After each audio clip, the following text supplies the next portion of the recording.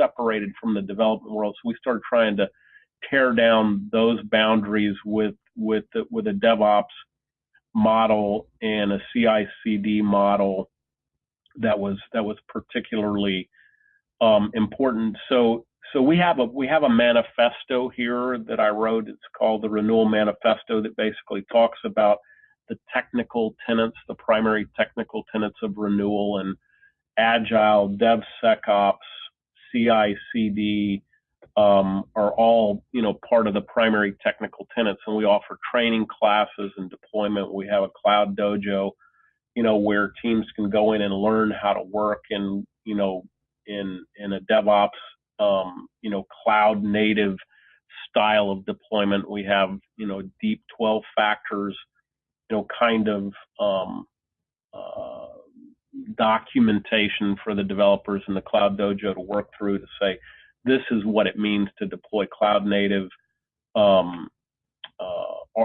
artifacts. Again, we're trying to deploy these services in ways that let them run, not just necessarily in our own four walls. Now, none of this is done, Peter. I mean, we have got our chin straps fastened tighter than we've ever have, trying to bash our way towards 2020 and be able to plant a flag and say that fundamentally now we have changed. We have, right.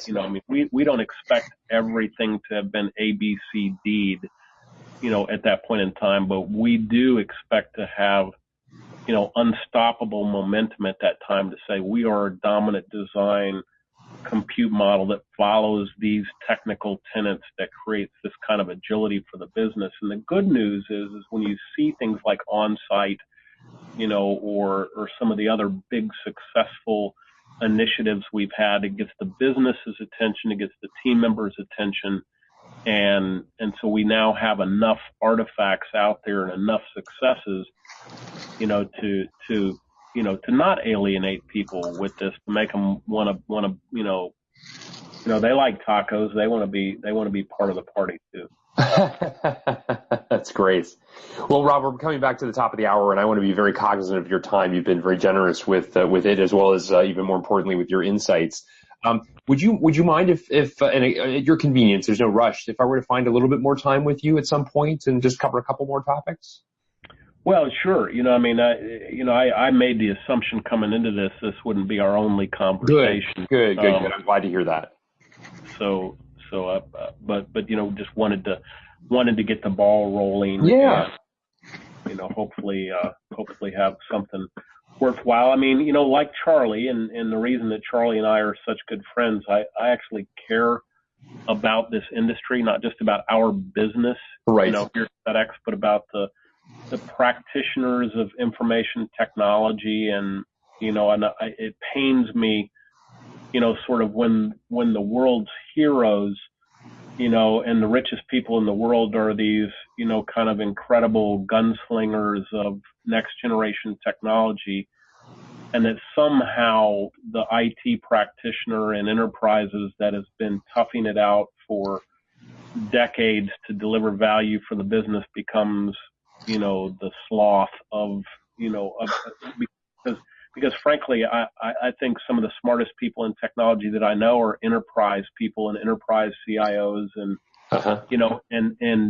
there's not some big giant gap between the enterprise CIOs today and the tech entrepreneurs that are out there that are delivering value with technology. And so I want to see our group, our team of enterprise technologists be successful and evolve. And I worry that, that we're still kind of stuck in a non-dominant design deployment model that won't bode well for our businesses going forward. Yeah, that's very well said, Rob. I appreciate that, and appreciate your. In fact, consider myself a kindred spirit in terms of hoping to advance the cause to a greater extent. I think these are important lessons for this community to learn. And what's, I think, so encouraging is that there are examples like yours where people can, in fact, follow some of what's worked, translate it back into their environment. It's not necessarily, bleeding edge anymore, but rather certainly still leading edge, and in some ways, unfortunately, leading edge that more organizations have not started this journey. But I greatly appreciate your willingness to continue the dialogue. I consider it an honor, frankly, Rob, that to have access to you and your insights. So I greatly appreciate it.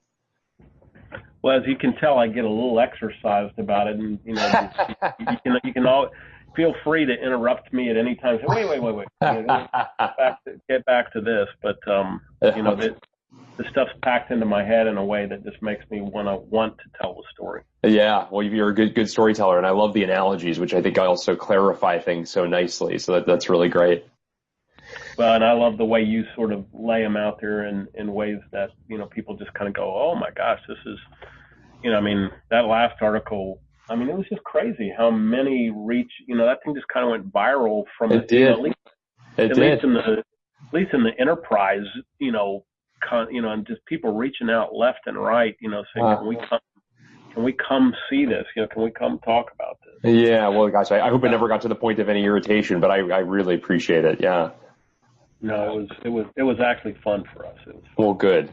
I really appreciate that. Well, good. So I'll work with your assistant to find a little bit more time. I also want to just very briefly reiterate, if it works, you were very kind, by the way, to thank you so much to explain that you can't make it. I completely understand this event in Mexico with the former president there.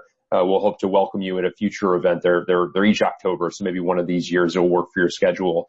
Later in the month of October, the 23rd, we're going to have another one of our Forbes conferences, this one in New York. And if it aligns with a trip you might be able to, take to, business trip otherwise, or can make time on the 23rd. Again, I'm happy to work with your team to sort out whether or not schedule-wise that works, but I wanted to invite you again if it's something you would see fit to speak at and participate in. But again, if it doesn't work, we'll find a different time as well. Well, this crazy October that I've got, same thing I kind of relayed to you on, right. On going down. October's just nuts with a big India trip and a big Europe trip and a whole bunch of other, exactly. several things sort of tucked in there. So I don't know that it would work, but you can feel free to send the dates.